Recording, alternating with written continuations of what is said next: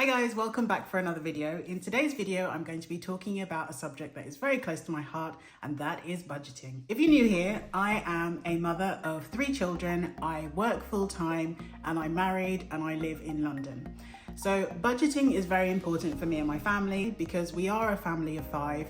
We do have dual income. Although we earn pretty decent incomes, we still have to budget.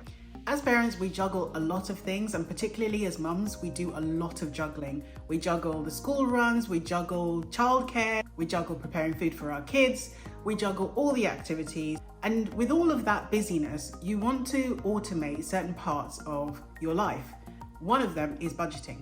Money can be a stressor in most people's lives, and it's more of a stressor when you are married. And when you add kids to the mix, there you have a bit of a chaos soup. All right, so here are some of the tips that we have implemented in our lives to take away some of the money stress. Number 1 is creating a budget. I know this sounds really basic, but you really have to know how much you bring in and how much goes out.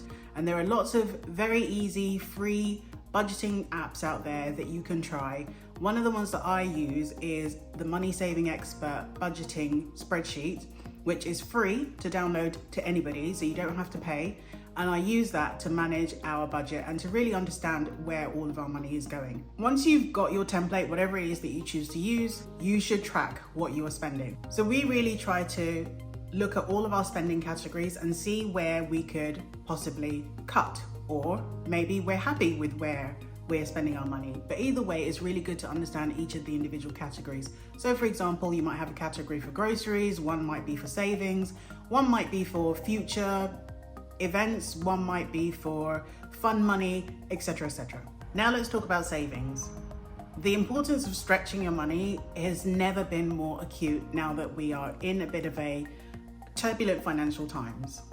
So you really want to set savings goals. So for me and my husband and my children, we set savings goals for the children where we save a certain amount of money for each one of the children, and then we also save for emergency funds. So typically, if you are a family of 1 or 2 or 3 or however many children you have, ideally you should try and save about 6 months worth of living expenses. And actually, the more kids you have, in my personal view, you should increase that amount to at least a year, if not 2 years.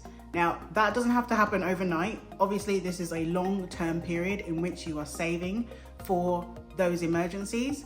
But in my mind, I am focused on saving for at least 2 years worth of emergency savings. So to have that in a liquid form, i.e. in cash, that I can easily access if I ever need to. I know a lot of us are in debt, and I have debt, but there's good debt and then there's like bad debt.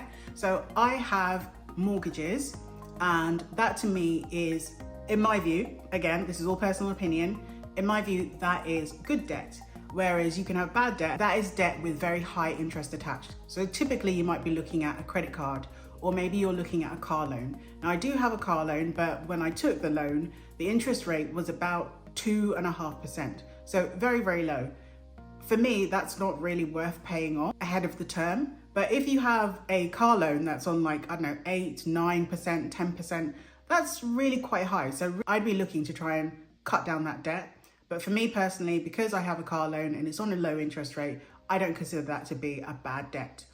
However, if I had credit cards, and I do actually have credit cards, but I never carry a balance. So every month I pay that off. So if you have a credit card that you have a high interest rate on it, like 18, 20, 30%, sometimes 40%, honestly, I would be looking to get rid of that credit card, or at the very least, pay off the balance every single month.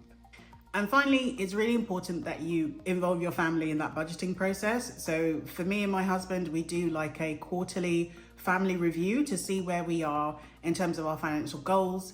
And I think that's really important, even for yourself. If you are a single person, you should try and do like a money review. If you want to do that every quarter, every half year, or maybe at the end of the year, it's just really important to do that so that you're keeping track of your goals. And that's it really. That's the budgeting basics that I use for us as a family. And remember, this is really about finding what works for your family. There's lots and lots of resources out there. I'm not the only source of truth. There are other resources that you can look to, but I will continue to do these videos because I want to track my financial journey, and I hope you will stay with me for the ride. If you found this video helpful, then comment below and also thumbs up and subscribe if you want more of this content. Until next time, happy budgeting. Bye.